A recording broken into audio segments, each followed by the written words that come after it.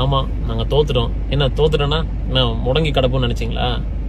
கண்டிப்பா இல்ல. ஏன்னா இது வரைக்கும் ஜெயிச்சிருந்தா நாங்க போய் சட்டமன்றத்துக்கு போயிருப்போம். இப்ப அறிவாலயத்துக்கு போயிட்டு தொண்டர்களோடு சேர்ந்து அடுத்து ஒன்றிய அரசு என்ன பிரச்சனை கொண்டு வந்தாலும் ரோட்ல இறங்கி இன்னும் போராடுவோமே தவிர ஒருபோதும் மூலையில முடங்கி உட்கார மாட்டோம். கரெக்ட். திட்டங்களை போட்டு மக்களை உயர்த்தினதுதான் திமுகவை தவிர இங்க காவி டான்ஸ் ஆடி இல்ல சனாதானத்தை திணிச்சு மக்களை பின்னடைவு செஞ்சது திமுக கிடையாது. களத்துல எப்பவுமே திமுக இருக்கும்.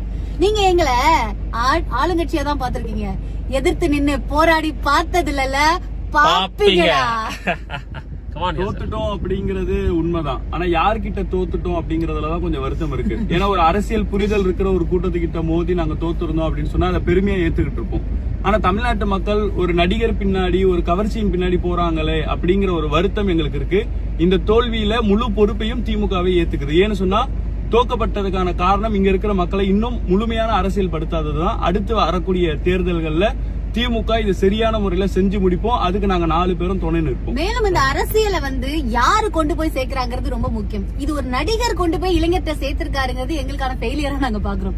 ஏன்னா ஒரு அரசியல்வாதி ஒரு இளைஞர்கள் கிட்ட அரசியலை கொண்டு போய் சேர்த்திருந்தா அது இன்னும் பவர்ஃபுல்லா இருந்திருக்கும்ங்கிற அந்த ஒரு தவறு நாங்க கத்துக்கிட்டோம். மீண்டும் எழுந்து வருவோம். அப்புறம் இது ஜெயிச்சிட்டீங்க, ரொம்ப ஹாப்பியா இருங்க. ஓகே, ஒரு 2-3 நாள் இருக்கலாம். ஆனா இந்த 5 வருஷம் நாங்கெல்லாம் எவ்வளவு கஷ்டப்பட போறோம்ல தெரியல. ஆனா நீங்க நிறைய யோசிப்பீங்க.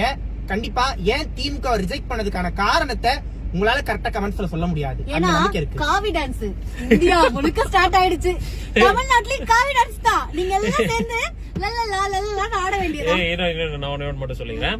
இங்க பாரு நண்பா, தோத்தா என்னைக்குமே போய் உள்ள ஓடி போய் ஒளிஞ்சிற பழக்கம் எல்லாம் எங்களுக்கு கிடையாது.